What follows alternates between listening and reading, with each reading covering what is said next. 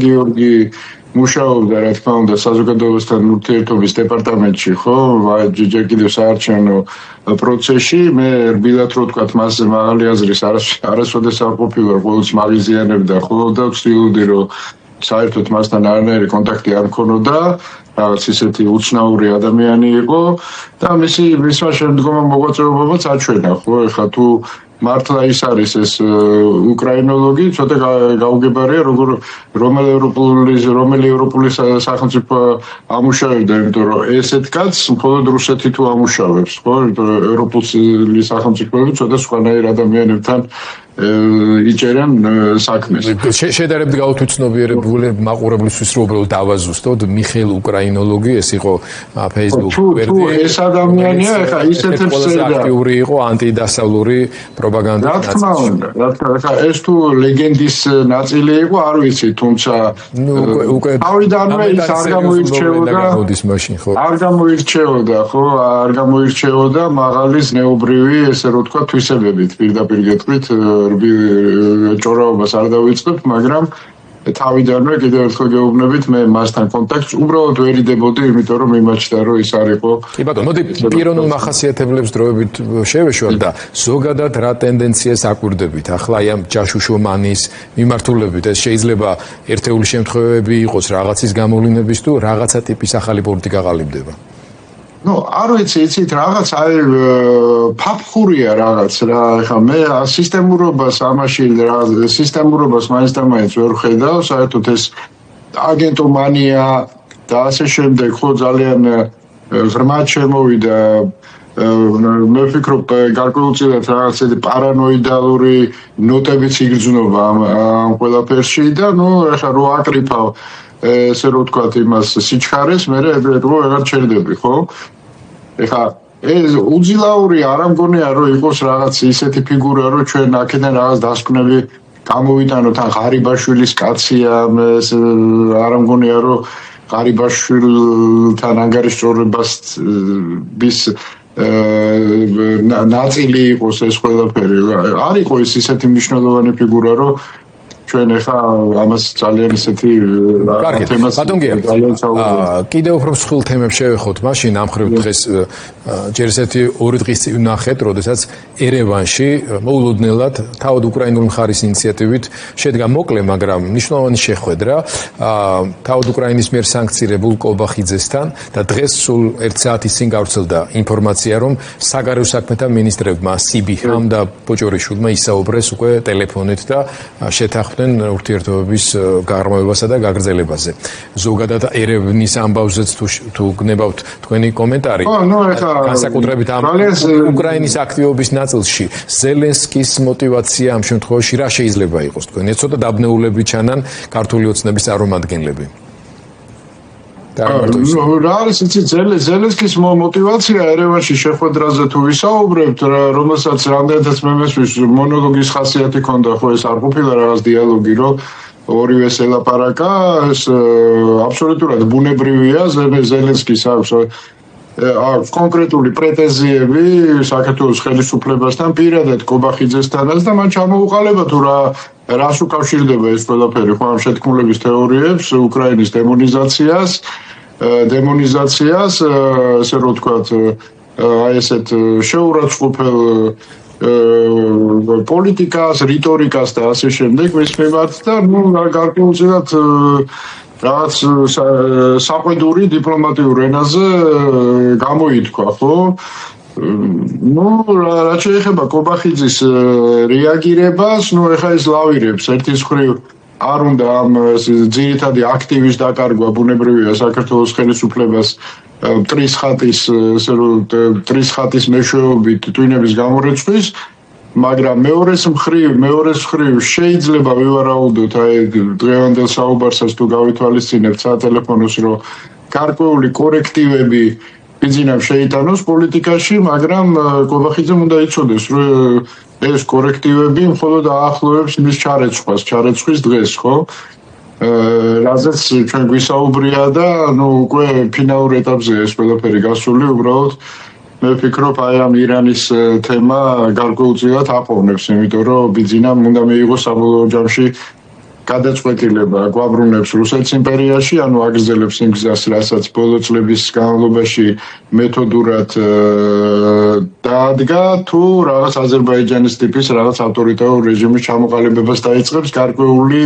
დისტანცირებით კრემლიდან, კრემლისგან. მოდი ბატონო, ამას ცოტა მეტი გითხარით, რა რესურსები არის ივანიშვილის მხარდეს, გარდა სახელმწიფო აპარატის, ძალოვანი სისტემის, ქუჩაში კრიმინალის, ფულის ამავე დროს, რა რესურსებია, რომ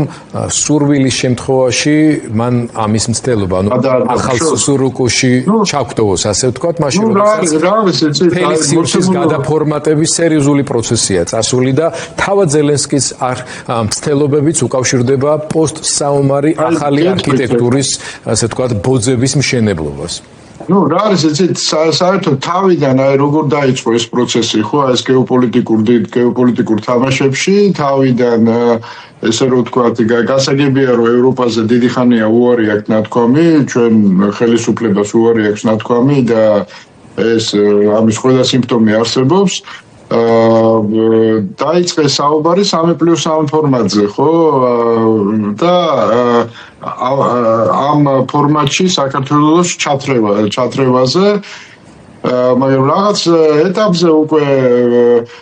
როდესაც ირანის სერიოზული პრობლემები დაიწყო და ირანი გამოეთიშა ამ პროცესს მოდით ესე ვთქვათ ამ ეტაპზე ესე ჩანს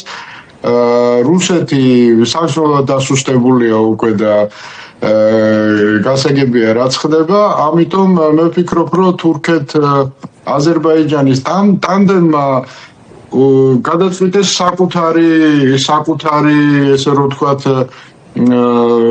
ანუ ექსკლუზიურად განახორციელონ ეს რეგიონული პოლიტიკა ხო ამას უკავშირდებოდა ჩემის აზრით ალიევის ვიზიტიც და მე ვფიქრობ, რომ გადათამაშების რესურსი ზუსტად იმაში მდგომარეობს, რომ პუტინი თუ საკმარისად დასუსტდა, ხო? ირანის ამბებიდან გამომდინარე, როდესაც გაირკვევა ირანის ამბები, ამ შემთხვევაში ეს მოდელი, აზერბაიჯანული მოდელი ბიზნესს ძალიან აწყობს, ხო? ეხლა ბიზნესსაც ძალიან სასიამოვნო ხო არ არის, მაინც და მაინც ეხლა რუსეთის იმპერიაში უბრალოდ შემსრულებელი იყოს, ხო? აქციების რაღაც პაკეტი მაინც ხომ უნდა დაიტოვოს ამ ქვეყნის რა. და შესაბამისად გადამგდებიც არის და პრინციპში ის ამას არასდროს არ უარყოფ და გადაგდებაც ჩვეულებრივ შეუძლია თუ შიშის ფაქტორი შემცირდა პუტინის მიმართ ხო ასე რომ და ამ მომენტს ელოდება როდესაც მან უნდა მიიღოს საბოლოო სტრატეგიული გადაწყვეტილება ახდენს დისტანცირებას რუსეთისგან თუ ისევ აგრძელებს საბჭოთა კავშირში მოდერნიზებულ საბჭოთა კავშირში რეინტეგრაციის პროცესს. ამ გადაწყვეტილებას რომ მიიღებს იმ მომენტისთვის უკვე მთელი ეს ჩოდები რაც დღემდე დაგროვდა უნდა აკიდოს კობახიძეს ჩარეცხოს და მოიყვანოს შესაბამისი პრემიერ-მინისტრი, ხო? საერთოდ მისთვის აჯობებდა მე თუ მკითხავთ რომ თვითონ დაბრუნებულიყო პრემიერად, იმიტომ რომ სხვა მხრივ ძალიან გაუჭირდება და თუ მაგრამ რადგან ეს ნაკლებად სავარაუდოა მე ვფიქრობ მას ორ კანდიდატ შორის არჩევანი ექნება და რა მოდელზეც გადავა ქვეყნის გრძელვადიანი განვითარების თვალსაზრისით ალბათ ამ ორი კანდიდატიდან იმას არის შეიძლება იყოს ეს ორი კანდიდატი შეგიძლიათ არ ვიცი იცით ხა რაღაც საუბრები მსმენია მაგრამ არ მინდა რომ ხა ჭორაობის დონეზე ამაზე ვისაუბროთ მოქმედ მთავრობის შემადგენლობაში არის ეს მოხდება მაშინვე მოიყვანოს იმიტომ რომ გარეშე პირები შეიძლება მთავრობაში არც იყოს ხო მაგრამ ეს იმას ანიშნავს რომ არსად არ არის ხო შეიძლება კერძო სისტემებშია სადმე ხო კერძო სისტემებში და ამ ცოტათი ესე დავარცხნილი ზომიერად ესე რომ ვთქვათ ისეთი ზომიერი აი ნეიტრალური ადამიანი ყველა შემთხვევაში ფაქტია რომ ის აყალიბებს ტექნიკურ მთავრობას ხო ანუ პოლიტიკა გაყავს მთლიანად მთავრობიდან ჩვენ ეს დავინახეთ ბოლო გადაადგილებებით ხო ეს დინარაძის გამოყვანით საბოლოოდ გამოჩნდა რომ ამ პროფესიონალები მოიყვანა ძალოვან სისტემაში რაც ორი მიზნით გააკეთა ერთი რომ ერთი მიზანი იყო ის, რომ მთლიანად ტექნიკური გაეხადა ეს ყველაფერი და პოლიტიკური ამბიციები ჩიგნით აღარავინ აღარ დაეტოვებინა და მეორე ამ ადამიანების ხელით კობახიძის ჩარეცხვა ბევრად უფრო გაადვილდება, ხო, იმიტომ რომ სიურპრიზებს აღარ უნდა ელოდოს, ძალიან დიდი სიამოვნებით შეახრამუნებენ კობახიძეს, როგორც კი ამის ნებართვას მიიღებენ. ანუ პოლიტიკა მთლიანად გაყავს და ხელით მართვას უბრუნდება ისევ. თუ ადრე საბელი დაგრძელებული ქონდა, თავრობაში მოყავდა მეტნაკლებად რაღაც პოლიტიკური ბექგრაუნდის მქონე ადამიანები და ამ დაგრძელებულ საბელზე მართავდა. ეხლა ისევ ხელით მართვას აპირებს, ანუ პოლიტიკას თვითონ ჩამოაყალიბებს და თავრობაში იქნებიან შემსრულებლები, რომლებიც კითხვებს არ დასვავენ, ხო, მიიღებენ დავალებას და შეასრულებენ. დაველოდოთ, საინტერესო პროგნოზებია და ვერსიები, მე მგონი ძალიან დიდი დროც არ გვაქვს დარჩენილი, სანამ ამ დინამიკას. მე ვფიქრობ, ეს საკმაოდ სწრაფად მოხდება რა.